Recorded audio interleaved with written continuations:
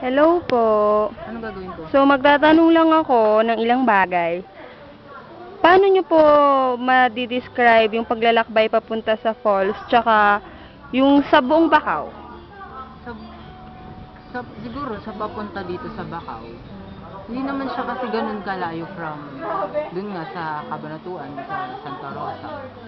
So, accessible naman siya. Tapos, ang nakakapagod lang siguro kasi yung sobrang lakad para makarating dun sa falls. Sobrang matalahib ng yung paa namin, sugat-sugat. Saka malayo talaga, ilang ilog yung dinaanan namin, puro bato, may putik, madudulas. Lalo na si Joanna nadulas. Pero pagdating mo naman doon, ang lamig kasi ng tubig talagang fresh siya galing sa bundok. Kaya sulit naman, worth it. So, saan mo ihahalin tulad yung paglalakbay mo? May ihahalin tulad ko siya sa pagmamahal ko kay Marud. Oh, bakit?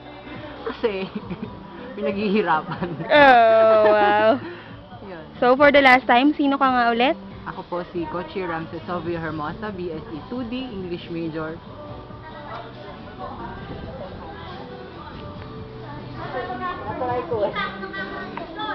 Oh.